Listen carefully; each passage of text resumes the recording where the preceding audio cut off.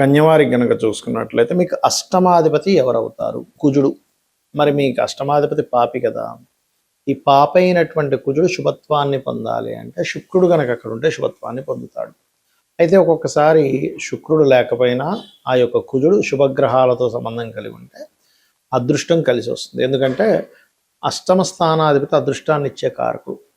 కొంతమంది రాజకీయ నాయకులు గెలవాలన్నా, లక్కీ లాటరీ రావాలన్నా, నిధులు దొరకాలన్నా, లేకపోతే ఆకస్మికంగా ఒక రీసెర్చ్లో సక్సెస్ అవ్వాలన్నా అష్టమాధిపతి. మరి ఈ అష్టమాధిపతి మీకు బాగుండాలంటే ఏం చేయాలి? బాగుంటే ఎటువంటి ఫలితాలు, బాగోకపోతే ఎటువంటి ఫలితాలు అనేటువంటి అంశాలు చెప్తుంది నేనైనప్పటికీ చెప్పిస్తుంది సాక్షాత్ లలిత అమ్మవారిగా భావిస్తూ, ఆ లలితాంబిక అమ్మవారి యొక్క అనుగ్రహం మీకు పరిపూర్ణంగా కలగాలని మనస్ఫూర్తిగా కోరుకుంటూ, ఇక్కడ ఈ అష్టమాధిపతి కుజుడైనందుకు చాలా మట్టుకు బాగుంటే పెద్ద పెద్ద యాక్సిడెంట్స్ కూడా మిస్ అయిపోతాయి వాళ్ళకి. అప్పుడే ఫ్లైట్ ఎక్కుదామని వెళ్ళామండి, ఫ్లైట్ మిస్ అయిపోయిన తిరగ ఆ ఫ్లైట్ యాక్సిడెంట్కి గురైంది కానీ ఈయన మిస్ అయ్యాడంట. అలాగే అష్టమాధిపతి బాగుంటే కేవలం ఫ్లైట్లే కాదు, ఈ పవర్ రిలేటెడ్ ఇష్యూస్, స్ట్రోక్స్ వీళ్ళకి తగిలినా కూడా మళ్ళీ దానివల్ల ఇబ్బంది కలగకపోవడము, ఇటువంటివన్నీ కూడా జరుగుతాయి. అయితే ఈ అష్టమాధిపతి కనుక పాడైతే వీళ్ళు ముఖ్యంగా అగ్ని ప్రమాదాలతో దూరంగా ఉండాలి. అగ్ని సంబంధించినవి, మిషనరీస్, కొంతమంది చూడండి మిషనరీస్లో అక్కడ ఏదో జాబ్ చేస్తే అక్కడ ఏదో చేయి కట్ అయిపోవడం, యాక్సిడెంటల్గా కొన్ని ఇబ్బందులు పడుతూ ఉంటారు, అటువంటివి జరుగుతూ ఉంటాయి. అలాగే అష్టమాధిపతి కనుక బాగుంటే ఏం ప్రాబ్లం లేదు, కానీ బాగాలేని వాళ్ళు పవర్ రిలేటెడ్ వాటి జోలికి వెళ్ళకూడదు. అంటే పవర్ది ఏదో వీళ్ళేదో వెళ్ళి అక్కడ ఏదో వేలు పెట్టడం, అక్కడ ఆ పవర్ వీళ్ళకి ఆ షాక్ తగలడం జరుగుతూ ఉంటాయి. కాబట్టి ఈ జాగ్రత్తలు తీసుకోవాలి. మరి అష్టమాధిపతి బాగున్నాడు బాగోలేడు ఎలాగా? శుభగ్రహాలతో, మంచి గ్రహాలతో, ఈ లగ్నానికి శుభులైన వాళ్ళతో కలిసి ఉంటే బాగున్నట్టే, ఏమి టెన్షన్ పడక్కర్లే. ఆకుపై అంటే దాన్ని క్యాప్చర్ చేయడం అంటారు, ఇంకో గ్రహం వెనక రాసుల్లో వెనక డిగ్రీల్లో ఉండి దాన్ని క్యాప్చర్ చేస్తుంది, అప్పుడు బాగున్నట్టే ఆ అష్టమాధిపతి. అలా కాదండి, కుజుడికి శత్రువులు ఎవరు? రాహువు, శని, లేదా నీచపడ్డ గ్రహం ఏదైనా బుధుడు, నీచపడ్డ బుధుడు ఉన్నాడు, అప్పుడు అష్టమాధిపతి పాడైపోయాడు. అంటే ఇదే కుజుడు వెళ్ళి అష్టమాధిపతి వెళ్ళి సప్తమంలో నీచబడ్డ బుధుడితో మీనంలో ఉన్నాడు అనుకోండి, పోయింది. ఇంకా ఓవర్గా దాని ఇది పెరుగుతుంది. అప్పుడు ఏంటి, సర్వసాధారణంగా సడన్గా ఇప్పుడు అష్టమంలో తాతగారు ఆస్తి కూడా ఉంటుంది. అందుకే చూడండి, తాతలు సంపాదించిన ఆస్తులు ఉన్నాయండి మాకేంటి అంటూ ఉంటాం. అంటే ఇప్పుడు అదృష్టం కొద్దీ ఉన్నాయి వాళ్ళకి, ఆ ఆస్తుల నుంచి రెంట్లే వస్తాయో, పంటలే పండుతాయో, అలా డబ్బులు వచ్చేస్తూ ఉంటాయి వాళ్ళకి. అందుకే తాతగారి ఆస్తి ఉంటే అదృష్టవంతులు ఎందుకు అవుతారంటే, తాతగారు ఆస్తి కొట్టుకుంటే మళ్ళీ అదృష్టవంతులు అవ్వరు. కొంతమందికి తాతగారు ఆస్తి ఉండి దాని మళ్ళీ గొడవలు పడుతూ ఉంటారు. అప్పుడు ఎలాగా కుజుడే అయ్యి ఆ తాతగారు ఆస్తి సంబంధించిన మూలంగా ఇప్పుడు ఈ మనవాళ్ళు కొడుకులు అందరూ గొడవలు పడుకుంటూ ఉంటారు. అదొక తలనొప్పి. అంటే ఆస్తి ఉండడం వేరు, ఉండి అనుభవించడం వేరు, ఉండి వాటి మూలంగా ఘర్షణలు పడ్డం వేరు. సో అష్టమం కాబట్టి మీరు ఎక్కువగా లక్ష్మీ నరసింహస్వామి యొక్క ఆరాధన చేయడము, గోవులకు క్యారెట్స్ తినిపించడము, కుంకుమతో అమ్మవారిని అర్చన చేయడం చేయండి, అన్ని విధాలా బాగుంటుంది. ఇక్కడ ఒక్కొక్క లగ్నానికి అష్టమాధిపతి శుభుడైతే కొన్ని లగ్నాలకు అష్టమాధిపతి పాపవుతాడు. ముందుగా తీసుకుంటే కనుక మేషానికి శుభుడవుతాడు, కానీ వృషభానికి పాపవుతాడు. ఎందుకంటే లగ్నాధిపతి శుక్రుడైతే అష్టమాధిపతి గురువు. అంటే లగ్న అష్టమాధిపతులు వ్యతిరేక వాళ్ళైతే పాపులు అవుతారు, సింపుల్గా చెప్పాలంటే. ఈయనేమో శుక్రుడేమో మనకి దేవతలకి గురువు, గురువేమో రాక్షసులకు గురువు శుక్రుడు, గురువేమో దేవతలకు గురువు. కాబట్టి అది వ్యతిరేక ఫలితాలు. మిథునానికి అష్టమాధిపతి శుభుడు అవుతాడు మళ్ళీ, ఎందుకంటే అష్టమ భాగ్యాధిపతి. దీన్ని ఎలాగ రిఫైన్ చేస్తాము అంటే, లగ్న పంచమ భాగ్యాధిపత్యం కనుక వస్తే ఏ భావానికైనా వాళ్ళు శుభులు అవుతారు. ఇది మెయిన్గా గుర్తుపెట్టుకోండి.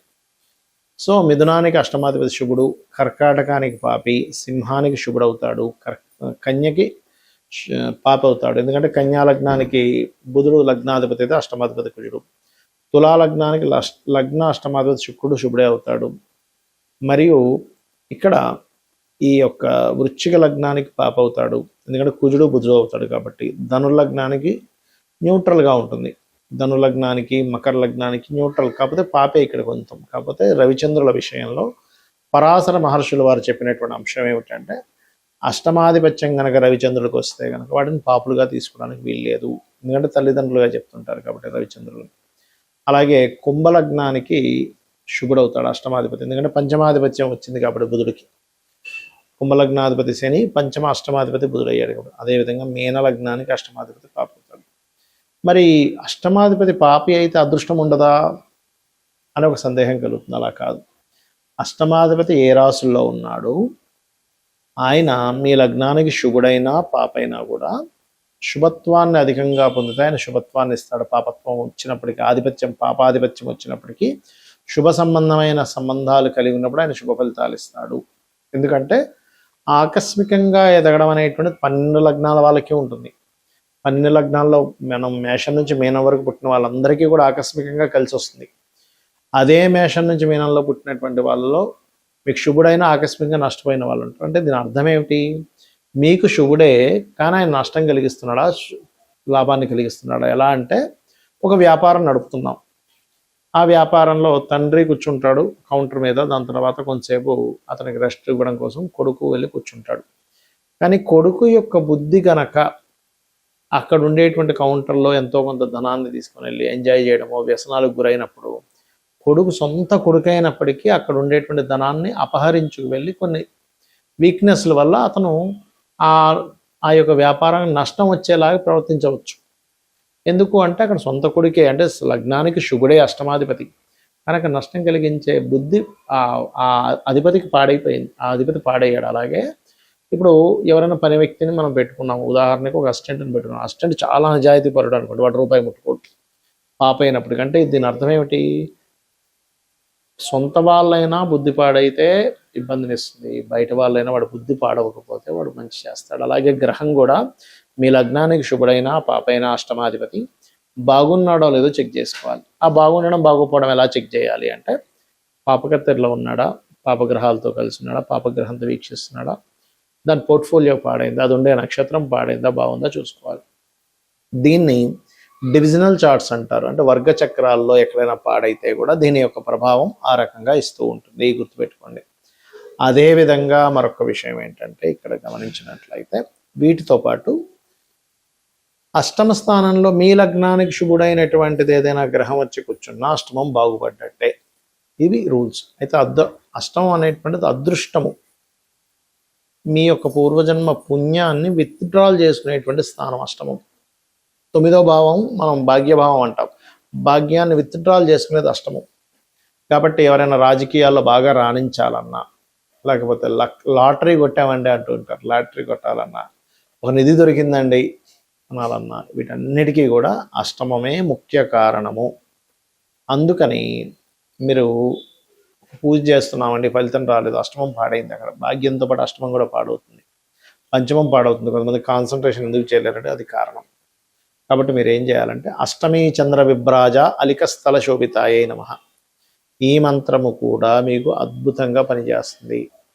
అదృష్టం అనేది లేకపోతే ఎలా ఉంటుందంటే దగ్గర దాకా వెళ్ళి మిస్ అవుతుంది. చూడండి, కొన్ని మనం సినిమాల్లో చూస్తూ ఉంటాం, సినిమా హీరోల్లో కూడా చూడండి, ఏ బ్యాక్గ్రౌండ్ లేదండి కానీ వచ్చేసి హిట్ అయిపోయి పెద్ద హీరో అయిపోయాడండి అంటూ ఉంటాం. పెద్ద బ్యాక్గ్రౌండ్ ఉంది, తండ్రి చిన్నాన్నలు అందరూ డైరెక్టర్లు ప్రొడ్యూసర్లు ఉండి కూడా సక్సెస్ అవ్వలేకపోతుంటారు. దాన్ని అదృష్టం అంటాం. అసలు ఎప్పుడూ కొననటువంటి వ్యక్తి ఎప్పుడూ లాటరీ కొంటే టక్కన వాడికి కలిసి వస్తుంది. అసలు ఎప్పుడు నేను వెళ్తా అనుకోలేదండి గవర్నమెంట్ జాబ్లోకి, ఫ్రెండ్ ఏదో సరదాగా వెళ్ళాడు, ఫ్రెండ్తో పాటు నేను ఏదో సరదాగా అప్లికేషన్ పెట్టాను, గవర్నమెంట్ జాబ్ వచ్చేసింది అంటాడు. అలా కాకుండా మరి కొంతమంది కొన్ని సంవత్సరాల తరబడి పాపం ఎంతో కష్టపడితే కానీ రాదు కొంతమందికి, దీన్నే అదృష్టం అంటారు. ఆ అదృష్టం అనేది పంచమ లాభ భాగ్యాలతో పాటు అష్టమ స్థానం కూడా సంబంధం కలిగి ఉంటుంది, బికాజ్ ఆఫ్ పూర్వజన్మ పుణ్యం విత్డ్రాల్ ప్లేస్ కాబట్టి నేను ఇందాక చెప్పినటువంటి ఓం అష్టమి చంద్ర విభ్రాజాలిక స్థల శోభితాయ నమః మహామంత్రం చేసుకోవడము. మరి కొంతమందికి ఇప్పుడు మనం చెప్పుకున్నాం ఏది నిధులు దొరుకుతుంటాయి ఎలాగా అంటే పూర్వజన్మల్లో వాళ్ళు ఒక ఊరంతా ఏదో ఇబ్బందులో పడితే వాడి దగ్గర ఉన్నది మొత్తం సర్వస్వం కూడా దానం చేసిన వాడి వ్యక్తి అయి ఉంటాడు, లెక్క కట్టకుండా. ఇప్పుడు నేను ఈ దానం చేస్తే నాకేంటి లాభము అని చెప్పి లాభాపేక్ష చూసుకోకుండా అవతల వాళ్ళు ఇబ్బందుల్లో ఉన్నారు కదా, ఆ ఇబ్బందుల్లో ఉండేటువంటి వారికి ఏదో ఒకటి సహాయం చేయాలనే భావనతో చేయడం అనేటువంటిదే మీకు ఇక్కడ ఫలితం ఇస్తుంది. ఇది పాటించండి, ఖచ్చితంగా మీరు అదృష్టాన్ని పొందుతారు. శ్రీమాత్రే నమః.